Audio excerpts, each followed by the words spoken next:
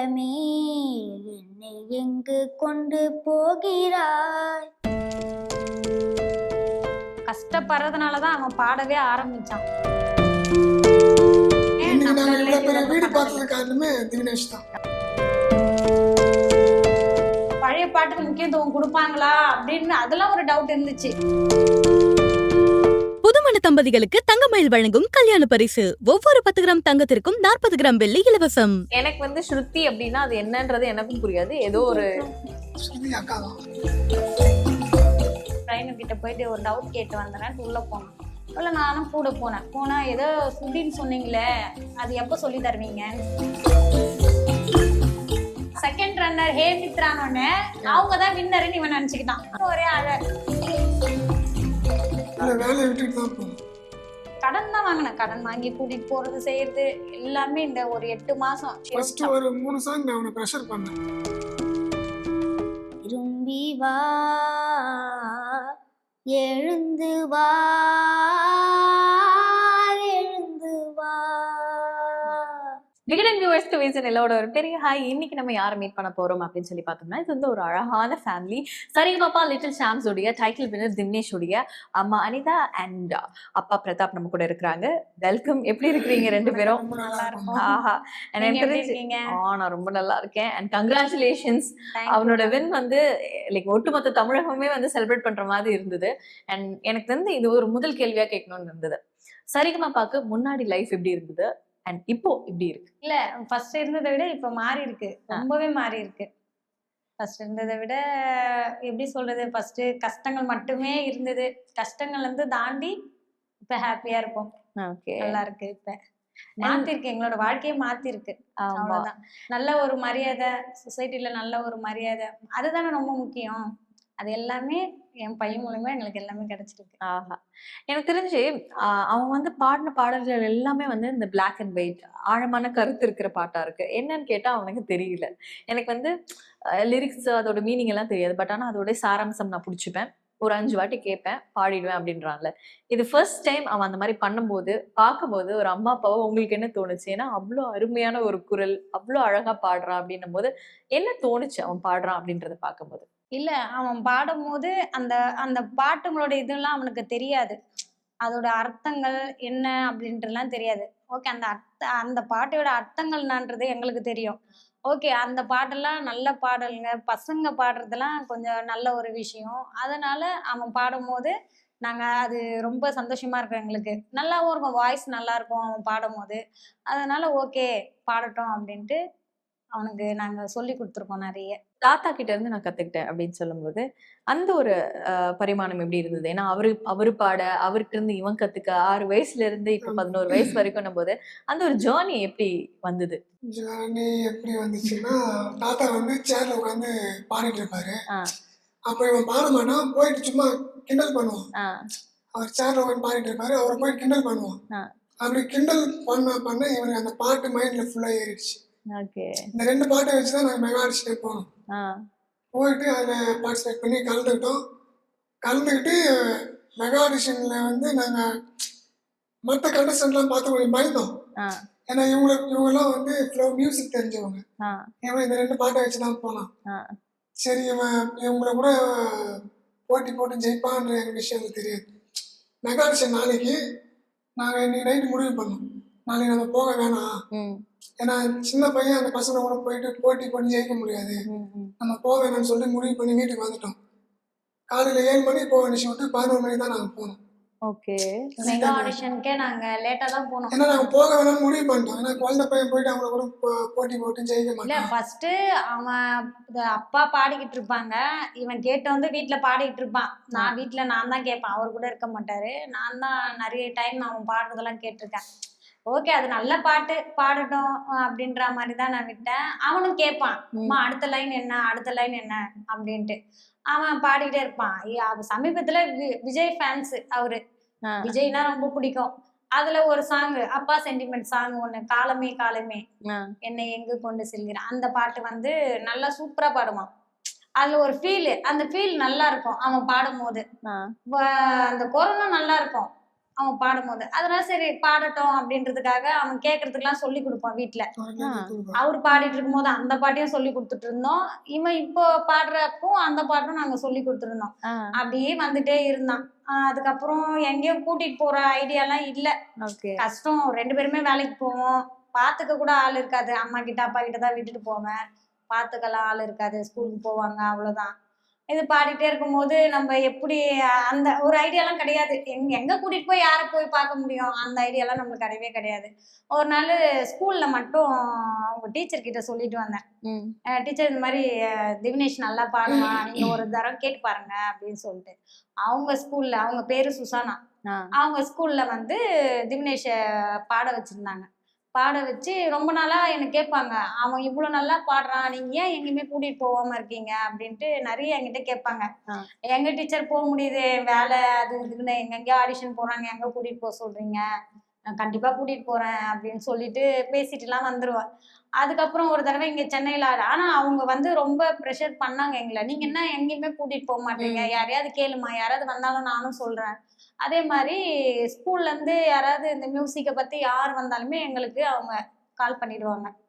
Susanna மிஸ்ன்னு சொல்றவங்க கால் பண்ணிடுவாங்க. திவினேஷுக்கு லீவா இருந்தா கூட பரவாயில்ல, நீங்க கூட்டிட்டு வாங்க, அவனை வந்து காட்டிட்டாவது போங்க அப்படின்னு சொல்லிட்டு கூட்டிட்டு போய் காட்டிட்டுலாம் வருவோம். அப்போ வந்து சென்னையில தான் ஆடிஷன் போட்டிருந்தாங்க. ஆனா உண்மையா பொய்யா அப்படின்றதெல்லாம் தெரியாது. ஆனா மறுநாள் போடுறாங்க அப்படின்னு மட்டும் நான் போன்ல பாத்துட்டேன்.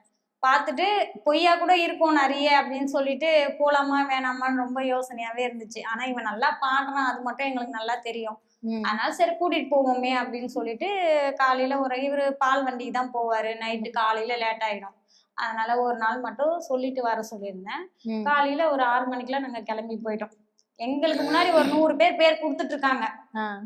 இவன் வந்து 111. அப்புறம் நாங்க நினைச்சோம், ஓகே இது வேலைக்கு ஆகாது, ஏன்னா செலக்ட் பண்ண ஒரு 5-6 பேர் எடுப்பாங்க, அவ்வளவுதான், நம்ம சென்னையில இருந்து அவ்வளவுதான் எடுப்பாங்க அப்படின்னு சொல்லிட்டு சரி இருந்தாலும் வந்துட்டோம். நம்ம சொல்றதை விட அவங்க சொல்லட்டும், அவன் நல்லா பாடலன்னு சொல்லட்டும், அப்புறம் வந்துடலாம்னு சொல்லிட்டு ஒரு நாள் ஃபுல்லாவே வெயிட் பண்ணோம். எங்களுக்கு பின்னாடி ஒரு 200 பேர் 300 பேர் இருக்காங்க. அதுக்கப்புறம் ஃபர்ஸ்ட் லெவல்ல செலக்ட் ஆகி வந்துட்டான். வந்துட்டு செகண்ட் லெவலும் நாங்க இங்க வைப்போம் அப்படின்னு சொன்னாங்க. அதுக்கும் நாங்க வெயிட் பண்ணோம். ஈவினிங் 7 மணி வரைக்கும், நைட் 7 மணி வரைக்கும் அங்கதான் இருந்தோம். அதுக்கப்புறம் செகண்ட் லெவல் கூட்டிட்டு போனாங்க, வரவே இல்லை சுத்தமாவே. என்னடா இது எல்லாருமே வந்துட்டாங்க, இவன் மட்டும் வரலன்னு. அப்புறம் செகண்ட் லெவலும் செலக்ட் ஆயிட்டான் அப்படின்னு சொல்லிட்டு கூட்டிட்டு வந்தாங்க. கூட்டிட்டு வந்த பிறகு அதுக்கப்புறம் என்ன ரெஜிஸ்டர் பண்ணிட்டுலாம் வந்துட்டோம். அதுக்கப்புறம் இவிபிக்கெல்லாம் ட்ரைனிங்லாம் கூப்பிடுவாங்க, ஜி தமிழ் ஆபீஸ்க்கு. அங்கேயும் மார்க் எல்லாம் போட்டு அங்கேயும் செலக்ட் பண்றாங்க, இது பண்ண எல்லாமே பண்றாங்க. அதுலயும் போயிட்டு தான் வந்துட்டோம். கூப்பிடுறப்பெல்லாம் நாங்க போயிட்டு தான் வந்துட்டு இருந்தோம்.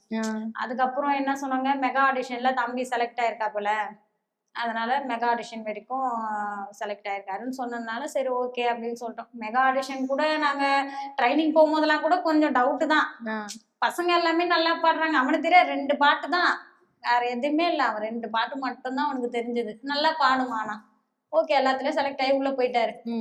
அதுக்கப்புறம் நாங்கெல்லாம் வந்துடலாம் வீட்டுக்குன்னு கூட நினைச்சோம். பசங்க எல்லாம் நல்லா பாடுறாங்க, நம்மக்குள்ள எதுவுமே தெரியாது வேற அவனுக்கு, நாங்க சேர்க்கவும் இல்லை எங்கேயுமே தெரியாது, என்ன பண்ண போறான்னு தெரியல அப்படின்ட்டு. அப்ப அதுக்கப்புறம் மெகா ஆடிஷன் போன பிறகு அதுலயும் நம்பிக்கை இல்லை எங்களுக்கு.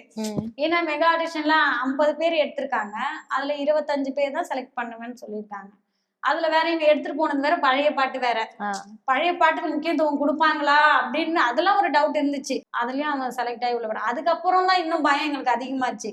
திரும்ப வாரத்துல ஒரு பாட்டு கண்டிப்பா பாடி ஆகணும், அதுவும் நல்லா பாடணும், எல்லாமே அவனுக்கு தெரிஞ்சிருக்கணும் அப்படின்னு சொல்லிட்டு அதுக்கப்புறம் உள்ள போன பிறகு ரொம்ப பயமாயிடுச்சு எங்களுக்கு. ஓகே, இந்த சங்கீதம் தெரியாது அப்படின்ற ஒரு ஃபேஸ் இருக்குல்ல, உள்ள போனதுக்கு அப்புறம் ட்ரைனிங் இருக்கு, சில வந்து ராகம் சொல்லி கொடுக்கிறது. அது சொல்றேன் நானு. ட்ரைனிங் உள்ள போயிட்டு அவங்க ட்ரைனர் கேக்குறாங்க, ஸ்ருதியோட பாடுவியா அப்படின்னு கேட்டாங்க. அப்படின்னா என்னன்னு தெரியாது, சரி நான் சொல்றேன் அப்படின்னு அவங்க சொன்னாங்க. இவன் பாடிக்கிடி முடிச்சுட்டு வந்துட்டான். வந்து நான் கூட்டிட்டு வீட்டுக்கு வர்றதுக்கு, அம்மாமா ஒரே ஒரு நிமிஷமா அப்படின்னு. என்னடா, இல்ல இல்லாம ஒரே ஒரு டவுட்டு, ட்ரைனர் கிட்ட போயிட்டு ஒரு டவுட் கேட்டு வந்துடுறேன்ட்டு உள்ள போனான். உள்ள நானும் கூட போனேன். போனா ஏதோ ஸ்ருதின்னு சொன்னீங்களே, அது எப்போ சொல்லி தருவீங்கன்னு சொல்லிட்டு போய் கேட்டு வந்தான். ஏன்னா அது தனியா வேற ஒண்ணு சொல்லி தரணுமா, நீ பாடும் போதே அது வந்துருதுடா, அதுக்கப்புறம் உனக்கு எப்படிடா நான் தனியா சொல்லி தரது, நீ எங்கேயாவது விடுவ பத்தியா, அப்ப சொல்லி தரேன் நானு அப்படின்னு சொன்னாங்க. அப்ப நான் கரெக்டா பாடிட்டேன்னா, நீ கரெக்டா பாடுற, அதுலயே எல்லாமே வருது, உனக்கு ஒரு பிரச்சனையும் இல்ல, எனக்காச்சும் விலகுச்சுன்னா நான் அப்ப சொல்றேன், அப்ப உனக்கு கரெக்டா சொல்லி தரேன், இந்த பாட்டுக்கு என்னால சொல்லி தர முடியாது, இப்போ நீ உனக்கு சொல்லினாலும் புரியாது அது, அதனால நீ விலகும் போது நான் சொல்றேன், அப்ப நீ புரிஞ்சுப்ப அப்படின்னு. அந்த நிமிஷம் வரைக்கும் கூட அவனுக்கு எதுவுமே தெரியாது, பாடினா எல்லாம் அதுலயே கரெக்டா வந்துட்டான், அவ்வளவுதான். இப்ப திவினேஷ்க்கு வந்து ஸ்ருதினா என்ன தெரியுமா? அதெல்லாம் தெரியும் இப்ப. ஓகே, இப்ப ஏன்னா எனக்கு வந்து ஸ்ருதி அப்படின்னா அது என்னன்றது எனக்கும் புரியாது. ஏதோ ஒரு ஸ்ருதி அக்காவா? ஸ்ருதி அக்காவா? எனக்கும் என்ன மாதிரி நிறைய பேர் இருப்பாங்கல்ல, அந்த மாதிரி ஸ்ருதி அப்படின்னா என்னது? பாடும்போது என்ன ஸ்கேல்ல பாடணும்னு சொல்லி இந்த மாதிரி தான் பாடலாம். அந்த டெம்போ இதெல்லாம் வந்து சுத்தம் அப்பெல்லாம் ஒண்ணுமே தெரியாது. ஆமா, இப்ப அதெல்லாம் எல்லாமே தெரியுது. நம்ம என்ன பண்ணாலும் டியூன் மாத்தி பாடுறோமா அப்படி பாடக்கூடாது, இப்ப அதெல்லாம் தெரிஞ்சுக்கிட்டான். அப்ப ஃபர்ஸ்ட விட இப்ப அவனுக்கு எல்லாம் தெரியுது. இன்னும் அவனுக்கு கிளாஸ் போயிட்டு இன்னும் அவனை படிக்க வச்சோம்னா நல்லா பண்ணுவான் அப்படின்ற நம்பிக்கை. உண்மையிலே வந்து காட் கிஃப்டட் சைல்ட் தான். அண்ட் இந்த ஒரு ஆடிஷன் ப்ராசஸ் இருக்குல்ல, இதுக்கு முன்னாடி அவன் பாடுறான்னு எல்லாம் தெரியும், பட் ஆனா எல்லாரும் கேட்கும்போது ஏன் வந்து எல்லா இடத்துக்கும் கூட்டிட்டு போகல, எல்லா இடத்தையும் போய் காட்டல அப்படின்னு சொல்லும் போது ஃபேமிலி சுச்சுவேஷனும் நீங்க யோசிக்கணும்ல. 2 பேருமே வந்து வேலைக்கு போறீங்க, 2 பேருமே வந்து வாழ்வாதாரம் நம்ம பார்க்கணும், நம்மளுடைய லைஃப் பார்க்கணும் போது இதை விட்டுட்டு ஆடிஷன் போகணும், ஒரு இடத்துலயும் கூப்பிடும் போது grade 1 grade 2 போதெல்லாம் வந்துட்டு அது எப்படி பேலன்ஸ் பண்ணீங்க? அது கஷ்டமா இருந்ததா? வேலையை விட்டுட்டு தான் போகணும். அதாவது ஸ்டார்டிங்ல போகும்போது கொஞ்சம் யோசிச்சோம் தான், போலாமா வேண்டாமா அப்படின்ற ஒரு ஐடியாலாம் இருந்துச்சு. உள்ள போயிட்ட பிறகும் யோசிச்சோம், வேணாம் விட்டுலாமா, அப்பப்ப கூப்பிடுறாங்க, கஷ்டமா இருக்கு போறதுக்குலாம், வரது கஷ்டமா இருக்குது அப்படின்னு சொல்லிட்டுலாம் ரொம்ப யோசனை பண்ணோம். அதுக்கப்புறம் தான் கொஞ்சம் முடிவு பண்ணோம், ஒண்ணுத்துல இறங்கிட்டா கரெக்டா அதை பண்ணாதான் நம்மளால சரியா பண்ண முடியும். ஏன்னா அவன் நல்லா பண்றான்றது நம்மளுக்கு நல்லா தெரியுது, அதை விட்டுட்டு நம்மளா கெடுத்துக்க வேண்டாத, வாய்ப்பு ஒரு தடவை தான் வரும், அதை நம்ம கரெக்டான முறையில யூஸ் பண்ணா மட்டும்தான் அது கரெக்டா வரும். கொஞ்ச நாளைக்கு இது பண்ணலாமே அப்படின்னு சொல்லிட்டு கடன் தான் வாங்கினேன். கடன் வாங்கி கூட்டிட்டு போறது செய்யறது எல்லாமே இந்த ஒரு 8 மாசம், ஷோ எப்பவுமே 6 மாசம் தான், 8 மாசம் நடத்திட்டு இருந்தாங்க.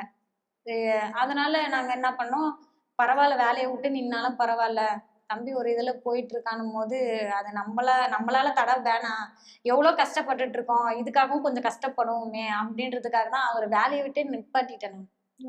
வேலை விட்டு நிப்பாட்டிட்டு கடன் வாங்கி கூட்டிட்டு போறது செய்யறது இப்படிதான். அது எப்படி மேனேஜ் பண்ணீங்க? ஏன்னா 8 மாசம் வேலை இல்லைன்னும் போது அவனும் நல்லா பாடணும், அந்த ஒரு ப்ரெஷர் இருக்கு, சுத்தி இருக்க எல்லாரும் வந்து கேட்பாங்க, வேலையை விட்டுட்டு இது பண்ணணுமாங்க, அதையும் ஃபேஸ் பண்ணும், கையில காசும் இருக்காது, எப்படி பேலன்ஸ் பண்ணி? இல்ல, நம்ம காசு வாங்குற இடத்துல எல்லாருமே கொஞ்சம் அட்ஜஸ்ட்மெண்ட் பண்ணாங்க. ஒரு இதுல போயிருக்கான், அவங்களுக்கும் நன்றி சொல்லணும், அவங்களுக்குமே ரொம்ப நன்றி சொல்லணும். ஏன்னா எதுவுமே பண்ணல அவங்க, எதுவா இருந்தாலும் பரவாயில்ல, பக்கத்து அக்கத்துல சொந்த பந்தம் கூட சொல்லிச்சான்னு எனக்கு தெரியல, அக்கத்து பக்கத்துல எல்லாருமே சொன்னாங்க, அவனை கூட்டிட்டு போங்க, ஒரு வழியில போறான்னா அதை பாருங்க, மெயினா நம்ம பணம் எப்ப வேணா சம்பாரிச்சுக்கலாம், இந்த மாதிரி ஒரு வாய்ப்பெல்லாம் நம்மளுக்கு கிடைக்கிறது ரொம்ப கஷ்டம், அதனால நீங்க கூட்டிட்டு போங்க, கஷ்டப்படுறதுக்கு பலன் எனக்கு இருந்தாலும் ஒரு நாளைக்கு கண்டிப்பா இருக்கும், நீங்க கூட்டிட்டு போங்க அப்படின்ட்டு எல்லாமே நல்ல ஒரு அட்வைஸ் தான் பண்ணாங்க. நம்ம கேக்குறவங்க கூட நம்மள கண்டிஷனா எதுவுமே கேட்கல, ஓகே பரவாயில்ல அவங்க கூட்டிட்டு போறாங்க, அவங்க கஷ்டப்படுறாங்க, ஓகே வெயிட் பண்ணுவோம் அப்படின்னு வெயிட் பண்ணாங்க. அதெல்லாம் ரொம்ப சந்தோஷமா தான் இருந்துச்சு. எல்லாம் வெளி ஆளுங்களுக்கு எல்லாருமே நான் நன்றி சொல்லிக்கிறேன், உண்மையாலுமே யாரும் எங்களை கஷ்டப்படுத்தவே இல்லை. வேலைக்கு போல, அவங்க வீட்டுல இருக்காங்க, அந்த பிள்ளைய கூட்டிட்டு போறதுக்கு அவங்க என்ன பண்ணுவாங்க, அதுக்குமே அவங்க ஹெல்ப் பண்றேன்னாங்க, அம்மா என்ன தேவைன்னா கேளுமா, பிள்ளைய கூட்டிட்டு போகணும் செய்யணும்னா அதுக்காகலாம் நிப்பாட்டிட்டு நீ வீட்டுல உட்கார வச்சிருக்காத, எதுக்காவது காசு வேணும்னா கேளு, ஆட்டோ பைசா வேணும்னா கேளு, அதெல்லாம் கேட்பாங்க, அதெல்லாம் சும்மா சொல்லக்கூடாது, எல்லா அக்கத்து பதில் எல்லாம் சப்போர்ட் பண்ணாங்க. ஆஹா, கூடவே இருக்க சுற்றுமுற்றத்துல இருக்கக்கூடிய நண்பர்கள் வந்துட்டு நம்மளுடைய லைஃபை ரொம்ப அழகா மாத்துவாங்க, நிறைய விஷயங்கள் வந்து நமக்காக பண்ணுவாங்கல்ல, பட் ஆனா ரிலேட்டிவ் சைடுன்னு வரும்போது என்னெல்லாம் சொன்னாங்க? இல்ல, அவங்க வந்து அந்த அளவுக்கு பேச மாட்டாங்க, என்னன்னு பேசுவாங்க, சரி ஓகே அவங்க கஷ்டப்படுறாங்க, அவங்க கூட்டிட்டு போறாங்க, அவங்க பண்றாங்க, அவ்வளவுதான் அப்படின்ற மாதிரிதான் அவங்க இருந்தாங்க. குழந்தை போறதுல சந்தோஷம் தான் எல்லாருக்குமே. மத்தபடி எதுவும் அட்வைஸ் பண்ற மாதிரிலாம் எங்களுக்கு எதுவும் சொல்லல. ஓகே. ஓகே எப்படி இருக்கா போறீங்களா, நாங்க ஓகே கஷ்டப்பட்டோம், அந்த மாதிரி தான் நாங்க இருக்காங்க. அவ்வளவுதான். போனோம், இன்னைக்கு சந்தோஷமா உட்காந்துருக்கோம். சந்தோஷம். கூட்டிட்டு போங்க, பிள்ளைங்களை கூட்டிட்டு போறீங்க, சரிங்க, ஓகே, பையன் போறான், அவ்வளவுதான் கேட்டுப்பாங்க. ஓகே, அது நம்மளுக்கு தப்பான அட்வைஸ் எல்லாம் எதுவுமே இன்னைக்கு நம்ம நாங்க இவ்வளவு பெரிய ரிலேட்டிவ்ல வீடு பண்ணதில்லை. பார்த்தது காரணமே தினேஷ் தான். ஆமா. அவனோட ரிச், அவனோட இந்த ஒரு 8 மாச பீரியட் இருக்கு இல்லையா, கடன் வாங்கி கையில காசு இல்லாம பையனும் பாடணும், அவனுக்கும் வந்து நிறைய விஷயங்கள் சொல்லி தரணும், அந்த விஷயம் வந்து இவனை பாதிக்காத வகையில நம்ம வந்து எடுத்துட்டு வரணும். இதெல்லாம் டிராவல் பண்ணி வந்துட்டு இப்போ வின்னர் ஆகி அண்ட் புதுசா வீடு வேற அண்ட் இதுக்கப்புறம் இந்த ஒரு வாழ்க்கை இருக்கு இல்லையா. சொந்த வீடு இல்லம்மா. இந்த வீடு இல்ல, ஐயோ இல்ல, ஃபியூச்சர்ல அவங்க சொல்றாங்க. சரி, okay. அப்படி அப்படி சொல்ல வர, அவன் வின்னர் அப்படின்னு அந்த ஸ்டேஜ்ல சொல்றாங்கல்ல, அப்போ எப்படி இருந்துச்சு? அப்ப ரொம்ப சந்தோஷமா தான் இருந்துச்சு. திவினேஷுக்கு வந்து நாங்க கஷ்டத்தை சொல்லாமலாம் இல்ல.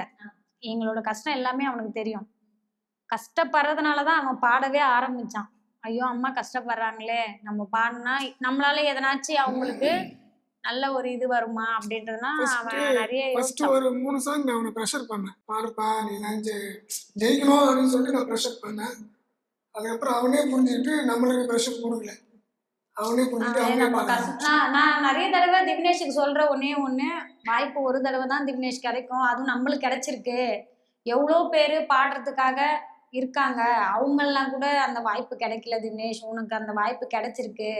அதை கண்டிப்பா நம்ம நல்ல முறையில யூஸ் பண்ணாதான் நல்லா இருப்போம். அதை நீ புரிஞ்சுக்கின்னு பண்ணா மட்டும்தான் உன்னால பண்ண முடியும். எதுவா இருந்தாலும் கேளு, எதுவா இருந்தாலும் செய், நல்லா பாடு, பாடிக்கிட்டே இரு, அப்பதான் உனக்கு தெரியும் அப்படின்ட்டு கொஞ்சம் கொஞ்சமா கஷ்டம் எல்லாமே அவனுக்கு சொல்லாமலாம் இல்லை. கஷ்டத்தெல்லாம் சொல்லி கொடுத்து அவனை கூட்டிட்டு வந்ததுதான். அவனுக்கே தெரியும், கஷ்டம்லாம் அவனுக்கே தெரியும். ஆக்சுவலா எங்களோட ஒரு முன்னாடி இன்டர்வியூல கூட சொல்லியிருப்பான், இந்த மாதிரி ஜெயிச்சு காசு என்ன பண்ண போற அப்படின்னா, என்னோட கடன் எல்லாம் நான் வந்து கடன்லாம் கொடுப்பேன். அடைக்க போறேன். கடன்லாம் இல்ல, இருக்கு உனக்கு திவினேஷ் கிட்ட தெரியுமா? நாங்க ஆல்ரெடி நான் சொல்லிதான் இருக்கேன். நமக்கு நிறைய பிரச்சனைங்க இருக்கு திவினேஷ், உன்னால எங்களுக்கு எதனாச்சும் ஒரு நல்லது நடக்குமான்ட்டு இது பண்ண, உனக்கும் அது நல்லது தான்டா, அதனால நீ பாடு, முயற்சி பண்ணு, முடியலன்னா அதுக்கப்புறம் பாத்துக்கலாம், முயற்சி விட்டுறாத, அவ்வளவுதான். நம்ம இப்பயே முடியலன்னு நம்ம சொல்லக்கூடாது, நம்ம உள்ள போயிட்டு முடியலன்னு வெளியே வர்றது வேற விஷயம். ஆரம்பத்திலேயே நான் போலமா, நான் செய்யலாமா அப்படிலாம் சொல்லாத, முயற்சி பண்ண, முடியலன்னா அதுக்கப்புறம் வா, பரவாயில்ல அப்படின்னு சொன்னேன் நான். ஆஹா. அதுக்கப்புறம் தான் ஓகேம்மா, அப்ப நான் எப்போ இதுவானாலும் உனக்கு எனக்கு அந்த பிரச்சனையே கிடையாது. நீ எத்தனை நாள் டிவில வரையோ அத்தனை நாள் அம்மாக்கு சந்தோஷம் தான். ஒரு வாரமும் நீ டிவில வரப்பெல்லாம் எனக்கு சந்தோஷம் தான். ஃபர்ஸ்ட் கூடும்போது நீ ஒரு நாள் டிவி ஒரு நாள் டிவில வா, எங்களுக்கு அது போதும் சொல்லிதான் நான் அனுப்பிச்சேன். இவ்வளவு கஷ்டப்பட்டு ட்ரைனிங் எல்லாம் பண்ணி செலக்ட் ஆகி நீ உள்ள போயிருக்க, ஒரு நாள் டிவில நாங்கெல்லாம் அந்த டிவில பார்க்கும் போதெல்லாம் ஆசைப்படுவோம், இந்த மாதிரி திவினேஷ் ஒரு நாளைக்கு பாடுவானா அப்படின்லாம் நாங்க நினைச்சிருக்கோம். ஒரே நாள் டிவில வந்துட்டேன்னா எங்களுக்கு அது போதும்டா, அதுக்கப்புறம் நீ உள்ள இருக்கியோ வெளியே வரையோ அதுக்கப்புறம் உன்னோட இதுதான், அவங்க வெளியே எடுத்தா கூட எங்களுக்கு பிரச்சனையே இல்லை அப்படின்னு தான் நான் சொன்னேன். அப்போ ஓகே தானம்மா, ஓகே தான், நீ பாடு, ஆனா முயற்சி விட்டுறாத, பாடு, கஷ்டப்பட்டு பாடு, கஷ்டப்படுறதுக்கு பலன் இருக்கும், கஷ்டப்பட்டு பாடு, அவங்க வேணாம் சொல்லிட்டா நீ வெளியே வந்துடு, அவ்வளவுதான், அதுக்கெல்லாம் ஃபீல் பண்ணக்கூடாது, அதெல்லாம் சொல்லிதான் அனுப்பிச்சேன் நான் உள்ள. இந்த ஒரு நாள் பயணம்னு எதிர்பார்த்து போயிட்டு ஒரு 8 மாசம் டோட்டலா ஏகப்பட்ட பாட்டு, ஏகப்பட்ட எமோஷன், அந்த ஸ்டேஜ்ல வந்து பாட்டு இல்லாம உங்களுடைய லைஃப்லயுமே வந்து மறக்க முடியாத நிகழ்வுகள் எல்லாமே நடந்திருக்கு இல்லையா, அதுவும் இவனால அப்படின்னும் போது ஒரு இடத்துலயும் ஃபார் எக்ஸாம்பிள் இந்த பால் வண்டிக்காக வந்துட்டு ஸ்ரீனிவாஸ் அவர்கள் உதவுனது, இந்த மாதிரி விஷயங்கள் எல்லாம் வந்து இவனால நடக்குது அப்படின்னும் போது ஒரு இடமா இன்ஸ்டன்ஸ் பேசணும் அப்படின்னா அந்த தருணம் எப்படி இருந்துச்சு? அது ஒரே வார்த்தை தான், இதுக்கு மேல பெத்தவங்களுக்கு என்ன வேணும். அது வந்து என்னோட 15 வருஷத்து கனவு. அது நான் வீட்டில் கூட அடிக்கடி சொன்னேன், ஒரு வண்டி ஒன்று எடுக்கணும், நான் மட்டும் எத்தனை நாளைக்கு அடுத்தவங்க வண்டி போய் ஓட்டுறது, அவங்க ஏதாச்சும் சொல்லிகிட்டே இருக்காங்க, நான் சொல்லிகிட்டே இருப்பேன், பார்க்கலாமா அப்பா எடுக்கலாம், காசு வரும்போது எடுத்துக்கலாம்னு வீட்டில் சொல்லுவாங்க.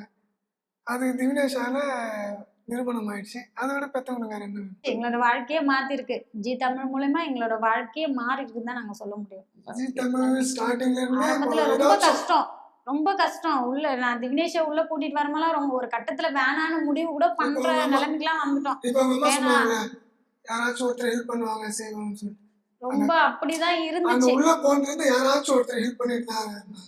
ஆனா டீம்லயும் நல்ல ஒரு சப்போர்ட், ஜி தமிழ் டீம்லயும் திவ்னேஷுக்காக ஒரு நல்ல சப்போர்ட் ஆரம்பத்துல இருந்தே கொடுத்துட்டு தான் இருந்தாங்க அவங்க.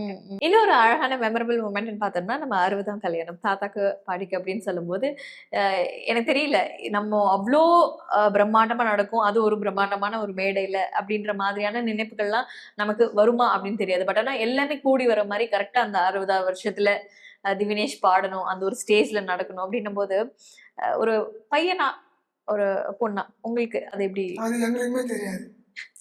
அது சர்ப்ரைஸ். அதுவும் ஒரு சர்ப்ரைஸ் தான். அவங்க வந்து எங்களுக்கு இல்ல, சொல்லல. தாத்தா பாட்டியை வர சொல்லுங்கன்னு சொன்னாங்க. தாத்தா நான் பாட்டியை வர கூப்பிட்டேன். சொல்லுங்க அப்படின்னு சொன்னாங்க. ஆனா அவங்க செய்ய போறது எதுவுமே எல்லாம் எங்களுக்கு தெரியவே தெரியாது. ஓகே. அவங்களா எல்லாமே ரெடி பண்ணி தான் வச்சிருந்தாங்க. தாத்தா பாட்டி எப்பவுமே வழக்கமா தாத்தா பாட்டி கூட்டிட்டு வாங்கன்னு சொல்லுவாங்க. சரி, அந்த டைம்ல அவங்க கூட்டிட்டு வர சொல்றாங்க. அதுல கூட அம்மா சிம்பிளா தான் இருப்பாங்க, சும்மா ஷூட்டுக்கு வந்த மாதிரி தான் வந்திருப்பாங்க. அதுல அதான் முன்னாடியே சொல்லியிருந்தா அவங்கள கொஞ்சம் ரெடி பண்ணிட்டு வர சொல்லியிருப்பேன் நானு. அவங்க எப்போதும் வர மாதிரி தான் அவங்க வந்தாங்க. எங்களுக்குமே அது தெரியாது. அதையும் சர்ப்ரைஸா பண்ணாங்க அவங்க. உண்மைதான், அது நம்மளால நம்ம பெத்த பிள்ளைங்களாலே பண்ண முடியல. ஓகே, அவங்க பண்ணி வச்சாங்க. அது வரைக்கும் எங்களுக்கு ரொம்ப சந்தோஷமா இருந்துச்சு. அந்த இடத்துல நாங்க நினைச்சது அதுதான். நம்ம கூட பண்ணி வைக்கல, அவங்க பண்ணி வச்சாங்க. திவ்னேஷ் மூலியமா அவங்களுக்கு அந்த ஒரு இது கிடைச்சதுல எங்களுக்கு ரொம்ப சந்தோஷமா இருந்துச்சு. எனக்கு தெரிஞ்சு திவ்னேஷால லைஃப் வந்து அப்படி டோட்டலா தலைகீழ மாறிடுச்சு. அப்படி தலைகீழ எல்லாத்தையுமே வந்துட்டு புரட்டி போட்ட மாதிரியான ஒரு லைஃப் இல்லையா? இதை பார்க்கும்போது உண்மையிலே வெளியில இருந்து பாக்குற எங்களுக்கே அவ்வளோ ஹாப்பியா இருக்கு. அவன் வந்து பேசுற விஷயங்கள் எல்லாம் ஒரு இன்டர்வியூல இருக்கலாம், இல்லைன்னா வந்து அவங்க பேசுவாங்க, நான் கேட்டிருக்கேன், எனக்கு அது புரியும். உங்களோட வழிகள் எல்லாமே வந்து நீங்க சொன்னாலும் சொல்லலைனாலும் உங்களுடைய அந்த ஒரு முக பாவனையோ இல்லைன்னா நீங்க 2 பேரும் பேசிக்கிற விதிலையோ ஏதோ ஒரு இடத்துல அவன் கேட்டுட்டு அவன் புரிஞ்சுட்டு நடந்துக்கிறான்ல.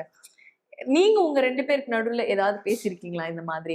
நிறைய பேசிருக்கோம் அவனை பத்தி. ஏன்னா இதெல்லாம் இவ்வளவு அழகா புரிஞ்சுக்கிற ஒரு பிள்ளை அப்படின்னு. இவனை பத்தி இல்ல, நாங்க சுத்தி நடக்கிற விஷயத்தான் நாங்க பேசிக்குவோம். இந்த மாதிரி கடன் கொடுக்கறது, கடன் வாங்குறது, அதெல்லாம் பேசிக்குவோம். இவன் பக்கத்துல தான் இருப்பான். ஒருவேளை அது பெருசா அவனை பாதிச்சுதா என்னன்னு தெரியல. ஓகே.